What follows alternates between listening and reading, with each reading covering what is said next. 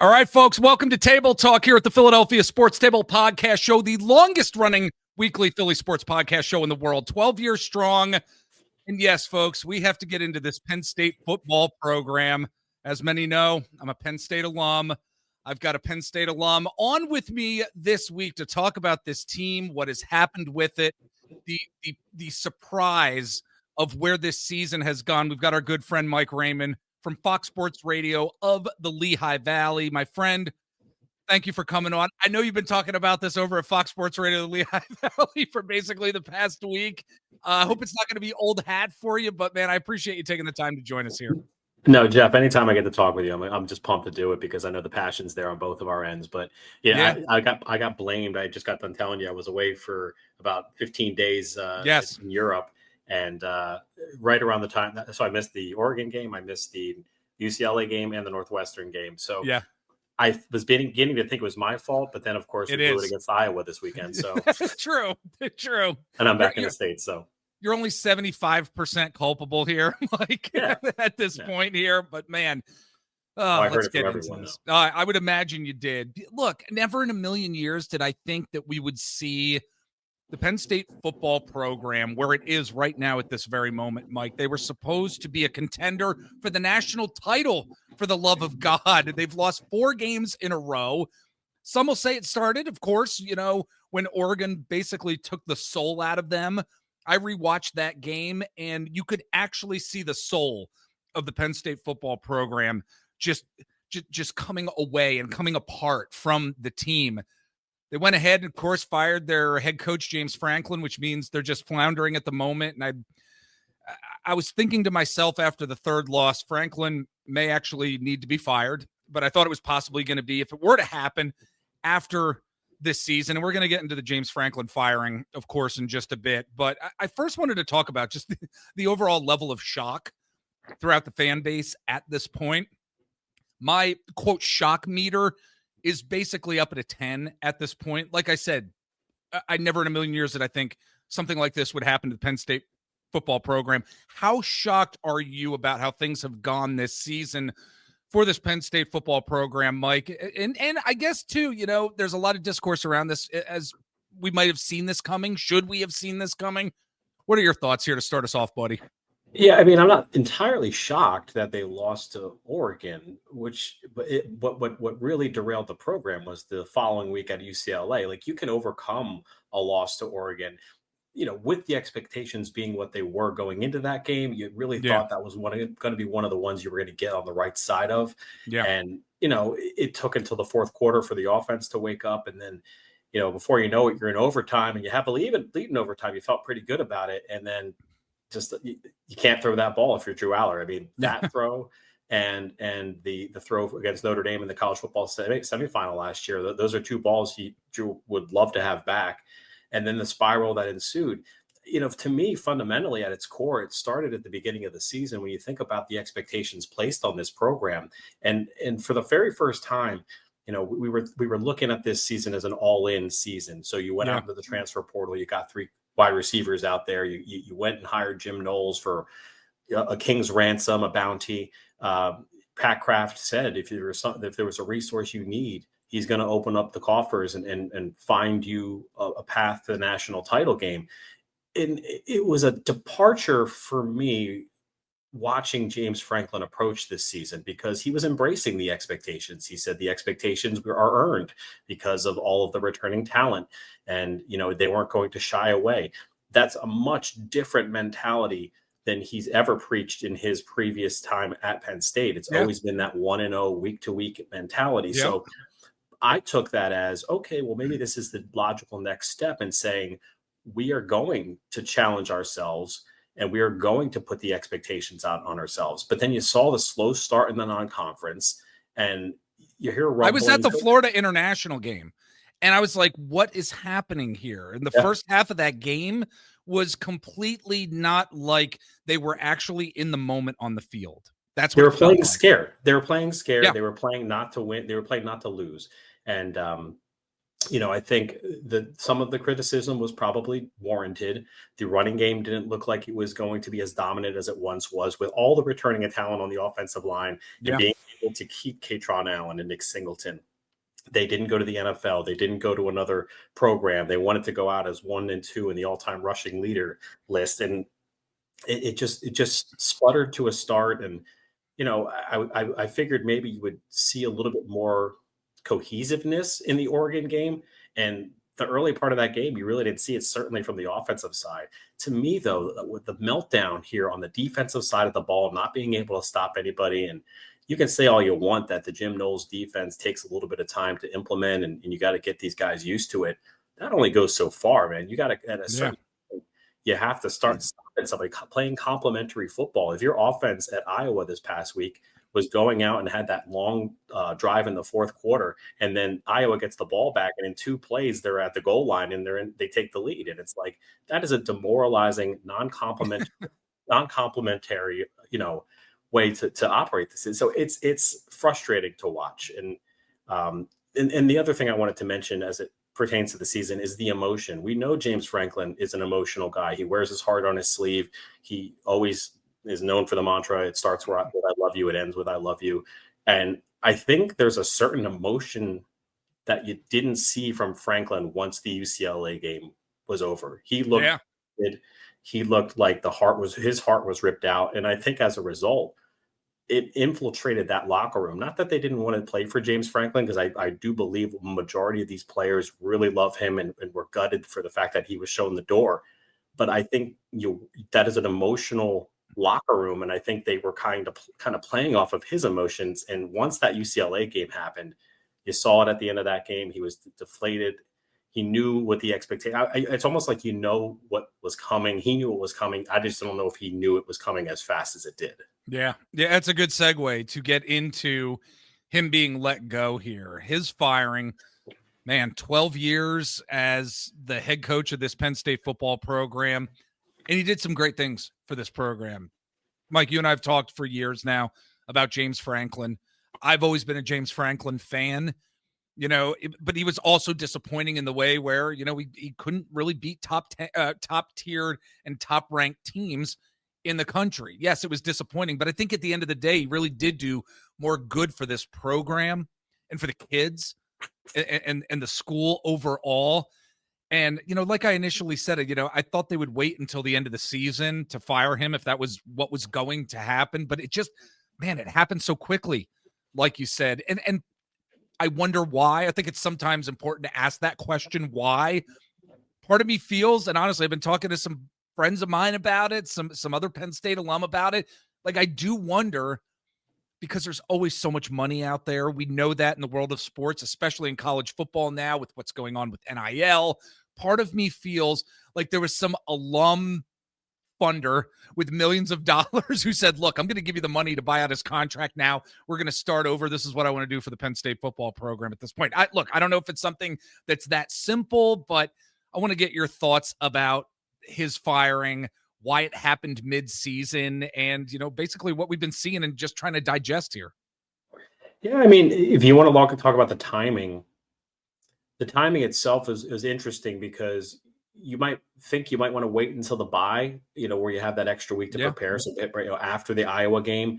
But also, you could also say, well, now that Drew Aller was done for the season due to injury, that we need to see some samples from Ethan Grunkemeyer and see what he's able to put out there on tape, so you can evaluate it during the bye week. But when it comes to the head coaching spot, it allows Pat Kraft to do an extensive search if you do it at this point mid-season. I mean, once you lost to Northwestern, I mean, the viability of a good bowl game, kind of went out the window. I mean, you'll be lucky to be playing after the Christmas holiday, right? At this point, so it's I don't want to take anything away from the guys who are going to be there and we're representing Penn State moving forward this season, but for all intents and purposes, you'll figure about half this roster's gone anyway, because, Aller was a senior. Those transfer portal wide receivers were coming in. It was an older class already. So you were going to have to start over at some point, whether it be a transfer portal quarterback, whether it be recruits,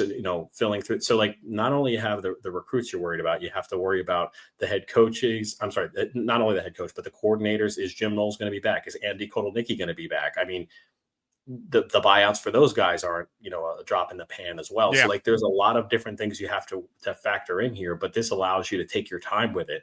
I don't expect to hear anything about, final candidates or anything until the month of November, at least, halfway through, maybe the end of the regular season. And then, of course, if it's a coach that's currently in college football, that's playing into the month of January, they still have their own priorities as well. So it's a tough in terms of timing for a bunch of things. But when you're talking about your theory about the booster that perhaps had written the check, and we learned a lot about the contract too with Franklin. Like, if he does get a job, all Penn State is on the hook for is the difference between his current job and the salary. And then after this weekend with Florida opening up, I think the rumors from James Franklin going to Florida before Billy Napier, that's been out there. So I wouldn't be surprised if he just walks right into that job. But the timing wasn't ideal.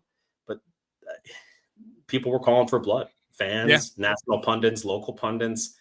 I hate to say it had to happen, because going back to what you were saying about James Franklin, you were defending him. I was defending him for many years on a personal level. I mean, he was nothing but gracious when he hosted our show out right outside his office at the on the porch there at the Labs building. So I mean, the guy is all in for Pennsylvania. He's all in for the kids. I think he's the guy. He's a really good program builder. He can do it. He'll fall backward into a really good job this offseason, or if he wants to wait another year. But ultimately, it's for the good of the program. If Pat Kraft and his leadership wants to say we want national championship, he had 12 years to do it.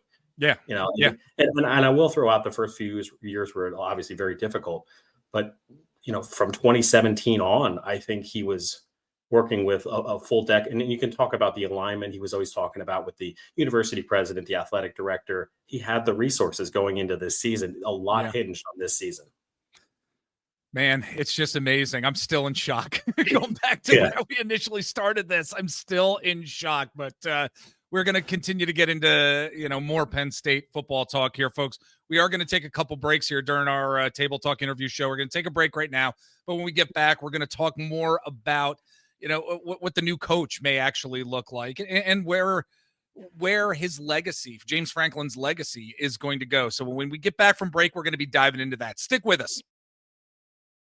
All right, folks, we are back again with our good friend Mike Raymond from Fox Sports Radio of the Lehigh Valley. And as we're continuing our discussion here about the Penn State football program just changing in a new era is going to be upon us in the future, I do think, Mike, that James Franklin is going to be known for having left more of a positive mark on this football program in the years to come.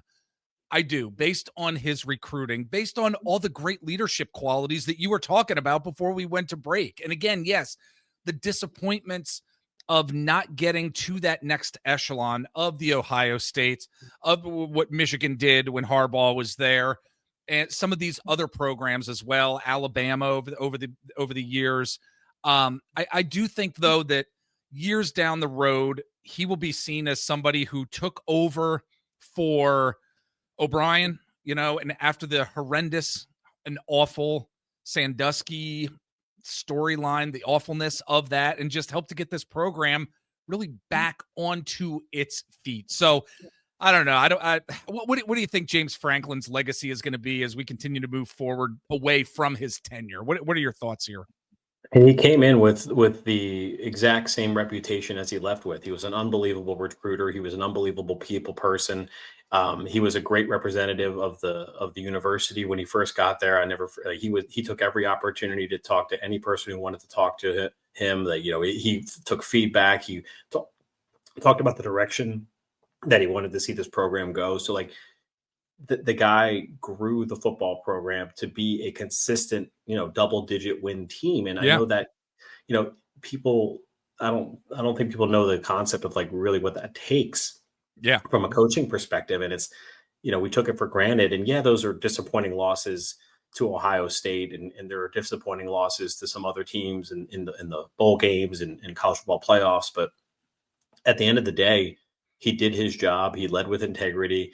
You very rarely heard about his kids getting in trouble. Yep. You very rarely heard anything away from it. Like he got that moniker of like a used car salesman. I never got that. I think he is as genuine as he was true to himself. I think everything that he put out there, while it may come off as disingenuous, that's who he was as a person. I don't think people realize that. Like if you ever talk with him, like he's a football coach first, but obviously he's trying to grow these people into better citizens and grown men and just be a leader of men. So like, I think his legacy will be, part of it, his legacy is going to be that he didn't win some of those big games and it was disappointing. But as a CEO of the Penn State football program, he knocked it out of the park. I think he exceeded expectations as it resulted in that. And, he was a CEO. I think a lot of people don't realize, like, he did delegate a lot of the X's and O's to his coordinators, offensive and defensive, which, ultimately the CEO, in any other Fortune 500 company, that the stock price dips, or if there is things to answer for, you have to answer for it. And that's what he did. And, his personal record is what it is, but it's not because he led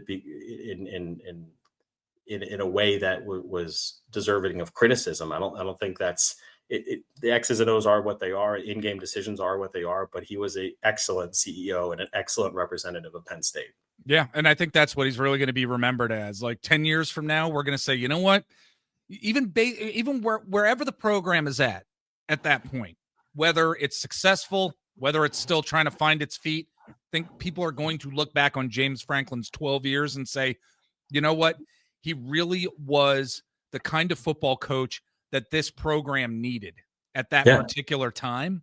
And I think there's something to be said for that. I really do. And I would have taken a James Franklin over a 2003 and 2004 Joe Paterno any day.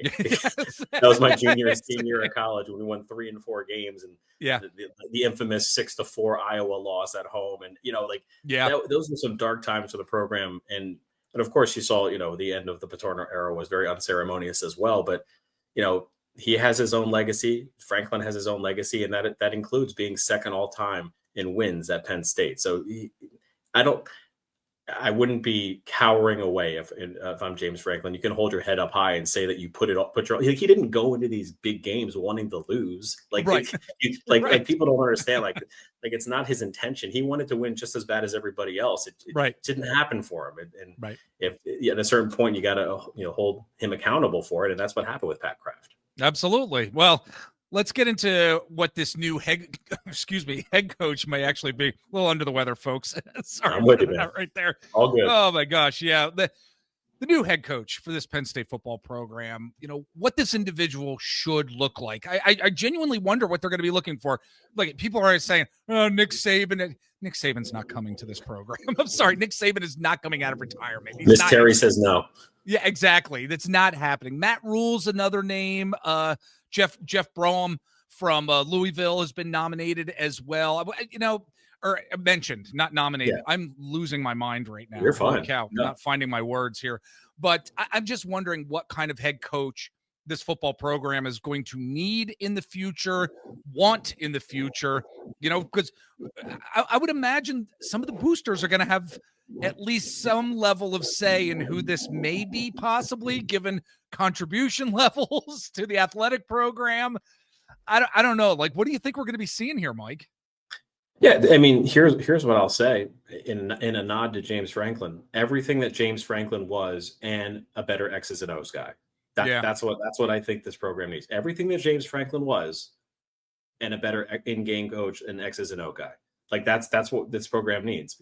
You need the same passion. You need the same integrity. You need the same level of recruiting. You need the leadership on campus.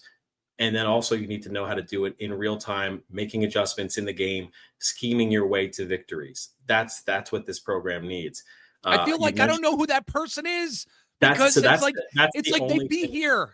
Right. So that's the only thing that and I'm giving Pat Kraft, the athletic director, a ton of credit, because he stood up there the Monday after they let James Franklin go, and he answered questions, and he looked like a leader. He looked like a guy who was making an informed decision backed by data, that he was convinced that this was the right move for the program, and that he wants to hold this program in Penn State football to a high expectation with a national championship as its goal.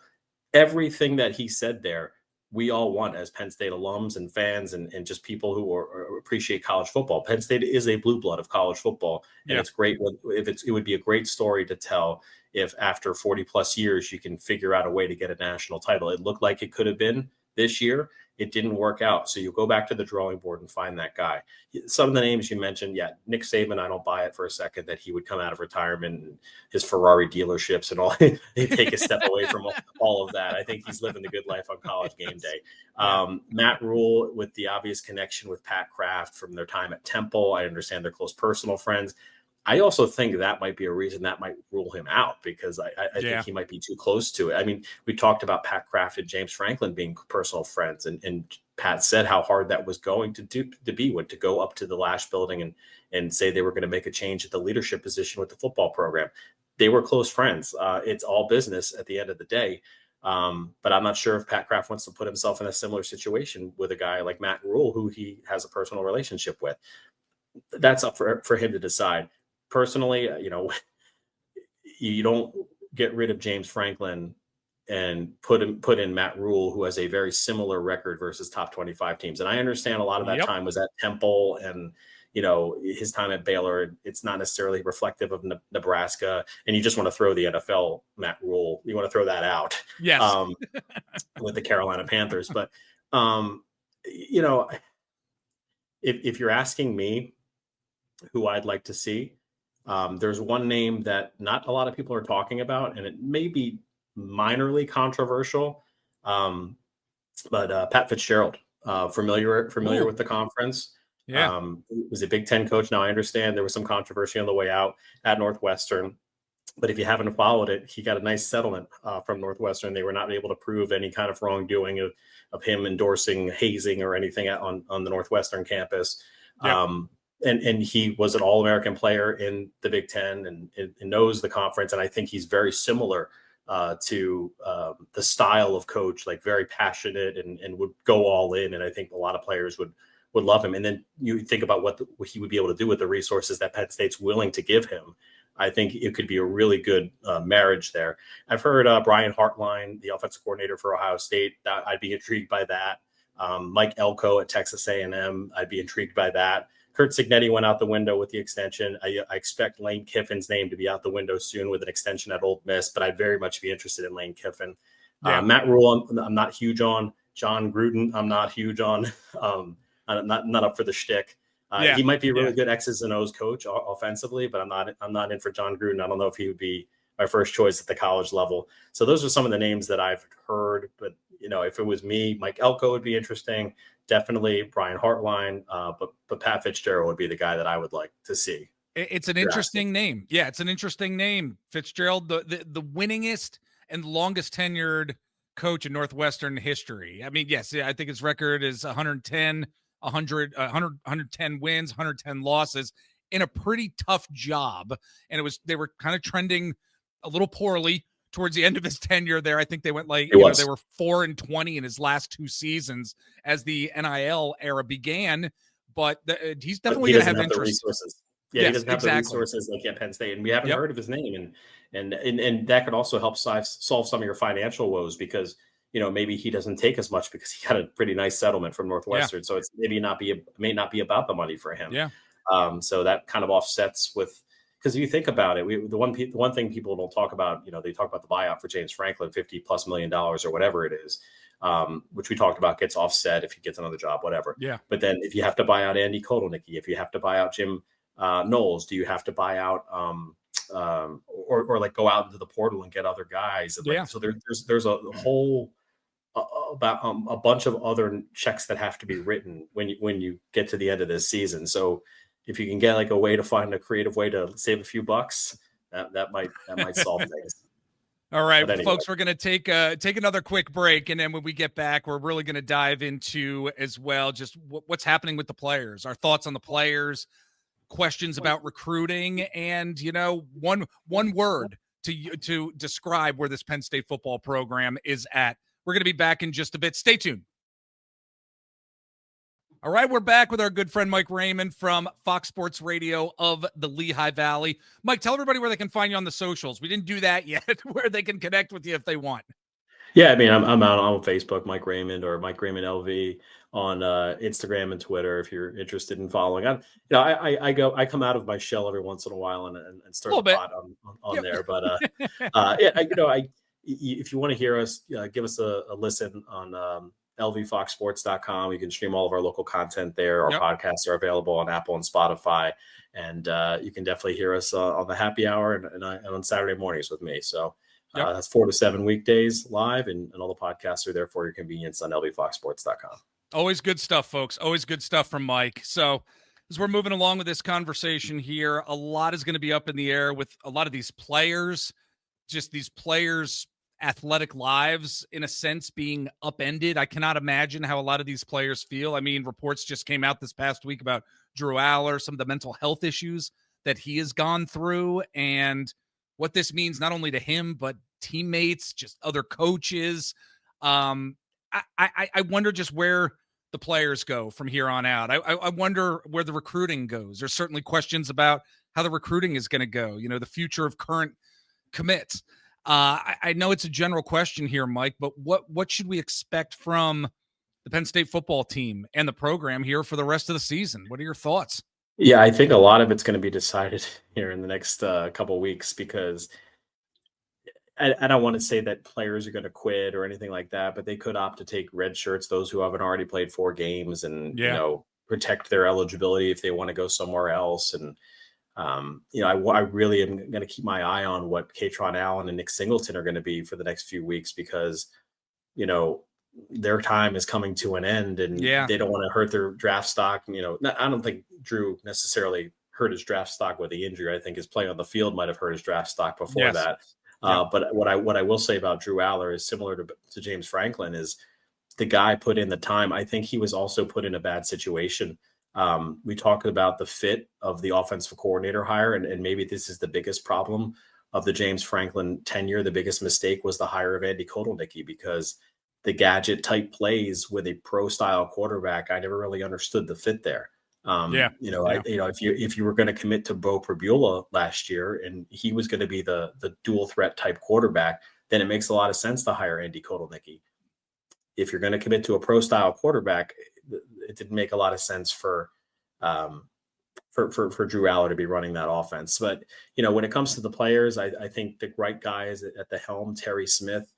They always talk about how he's very transparent. He tells the truth. He'll give it to you straight. And he saw that in his media availability. I've been very impressed with the steady leadership. I think he's a Penn State guy, played here in the late 80s, early 90s. I like him as a leader so far. Will he get the job? I don't quite know. I want to see what he's able to do down the stretch.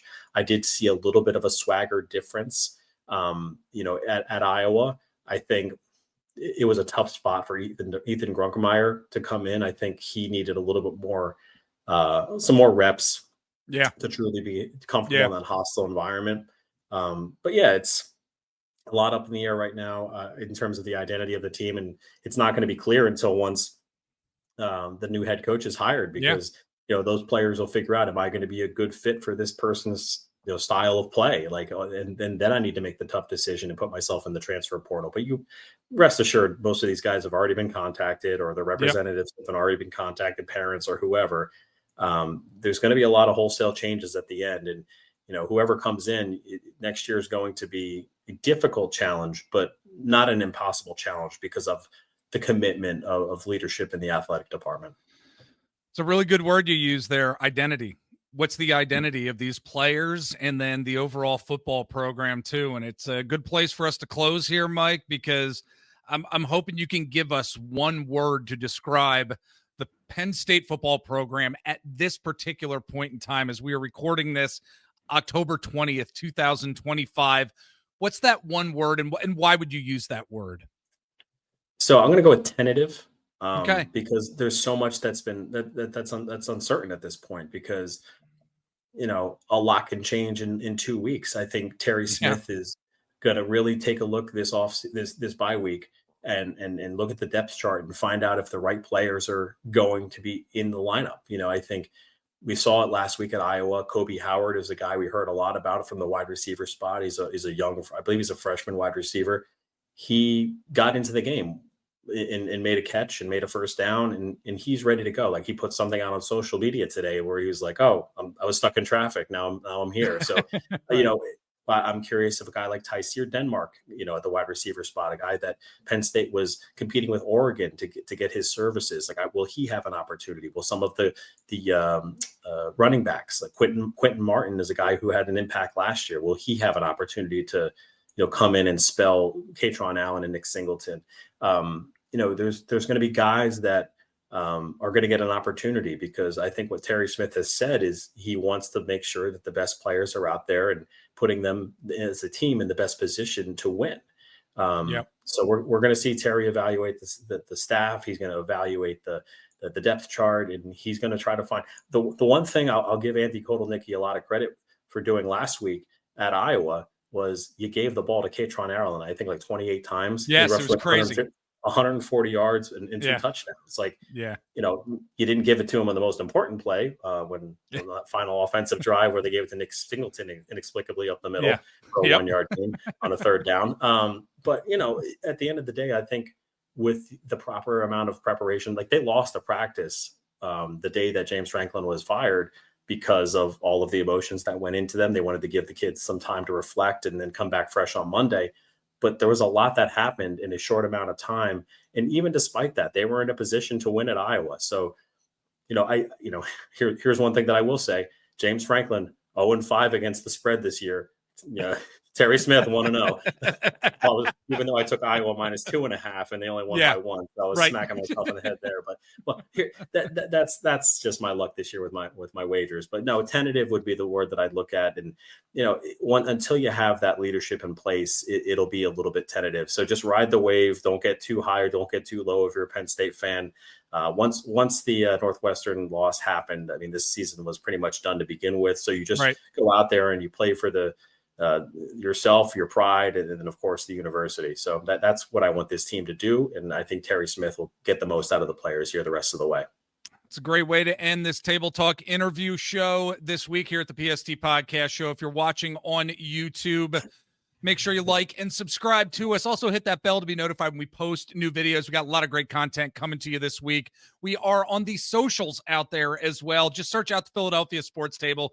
You'll find us on Instagram, Facebook, Threads. Eric and I are over on Blue Sky. I'm on TikTok at Mr. Jeff Warren, and certainly Twitter/X. You can search us out there as well. My friend, it was great talking to you. Thank you so much, as always, for taking the time to jump on. Always love talking college football with you, Penn State football with you. Come back and let's talk about this Penn State football program when things are looking up a little bit more. Yeah. Yes, I would love to. I'm going to this Penn State football program is going to be resurrected like Brandon Graham's career now that he's back with the Eagles. Oh, well, let's see how his resurrected career goes over these next few weeks. That's true. That's true. Mike, thank you again, my friend. We'll talk to you down the road.